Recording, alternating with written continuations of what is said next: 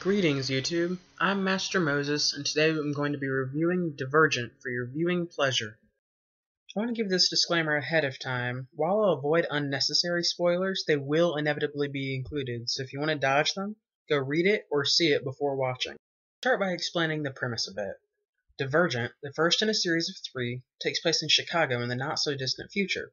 We're told that after a great war, the city is all that remains, and to prevent future conflict, all citizens are divided into 5 factions, each prizing one attribute above all others. The factions are as follows. The Abnegation, who teach selflessness, wear all gray, and avoid placing themselves above anyone else. They give to the factionless, who live in the streets of the slums of the city, aiding them in any way they can. They caution against vanity to the extreme of only being allowed to view mirrors once per year, and avoid physical contact. As they would think of others above themselves, they're also the ones who run the government, formed from a council.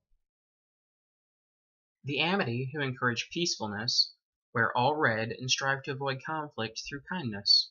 Also the faction who supplies food to the city through agriculture, not much light is shed on the Amity until later installments of the series. The Candor, who instill honesty into its members, wear all black and white clothes and never tell lies.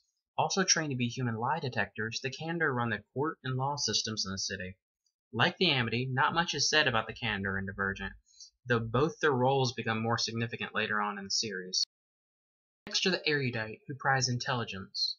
Wearing all blue, the Erudite serve the city through researching new technologies, as well as containing the medical staff of the city. Led by Janine Matthews, a woman with genius-level IQ, the Erudite have been quietly working on a few things behind the scenes. Finally, the Dauntless, who honor bravery. The Dauntless run patrols, security, and law enforcement in the city. Easily the most wild and harsh faction, they have grueling training with low success rates and numerous deaths per group of initiates. They can be identified by wearing all black clothes and often sport tattoos and piercings, both of which are rare in the other factions. At the age of 16, citizens are given an aptitude test to help determine which faction they belong in. While the option is still given to them, most select the faction the test identifies. However, there are a rare group of people that exist, known as the Divergent, who test is applicable to more than one faction. Many consider this a threat to the system of the city, and those who discover their divergence must keep it hidden for fear of being discovered. On to the review itself. Beginning with the book, where any prospective fan should begin anyway, I'll start by saying that the author, Veronica Roth, has an amazing writing style. Drawing in readers quickly, she sets the stage for a book impossible to put down until finished.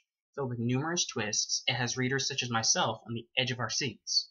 Rapidly forming emotional connections to the characters, particularly Beatrice Pryor, nicknamed Triss, the main character, you're left to wonder what will happen after she discovers her own divergence.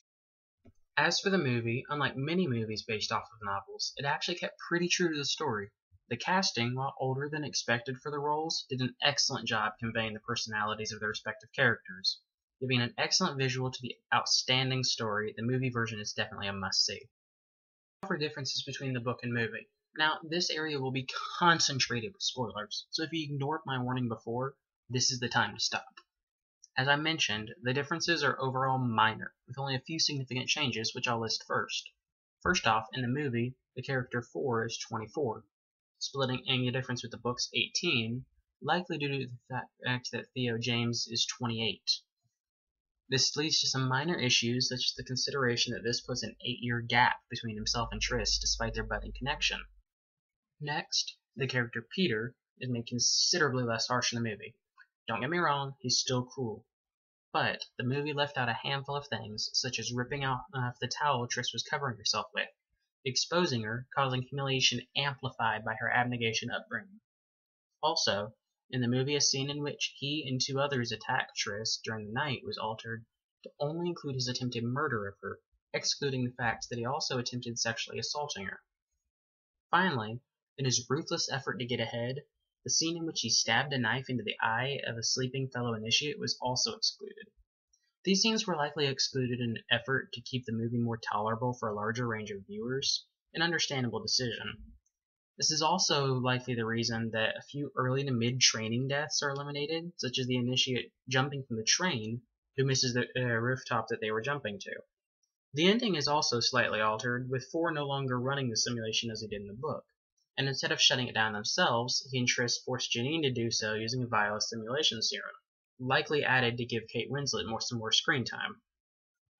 The last significant difference is the absence of Uriah, who is a Dauntless-born initiate who befriended Triss in the book. However, his role wasn't really major in Divergent, and the way was still left open for his presence in the following movies due to his name's inclusion on the ranking board in a handful of scenes. Now, to nitpick on a couple minor details, Four's eyes should be blue, Trish should be more flat-chested, and her simulated fear of intimacy with Four should seem less forced.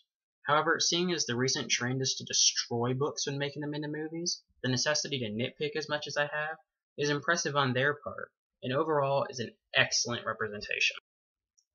For a bit of trivia before my closing thoughts, take note of the creative camera angles used when showing Janine the movie, to avoid revealing that Kate Winslet was 5 months pregnant at the time. For any who noticed but haven't read the books, no, Janine is not pregnant herself. Her stomach is briefly visible at the beginning of the choosing ceremony, however. In conclusion, Divergent is a must-read, must-see, excellent story overall. With a perfect blend of characterization and plot twists, you'll be anxiously reading and watching to see what happens next to the characters you've rapidly come to love. As with all book-turned movies, I would strongly encourage you to read the book before seeing it, as together they perfect the experience. Talk about your favorite parts of each in the comment section below, and be sure and name which faction you belong to. I'm personally divergent between Erudite and Dauntless. Please try to avoid spoilers from later installments, though if you haven't read the full series, you may want to stay away from the comment section just in case. Thanks everyone for watching, feel free to like, subscribe, and share this video. This is Master Moses, signing out.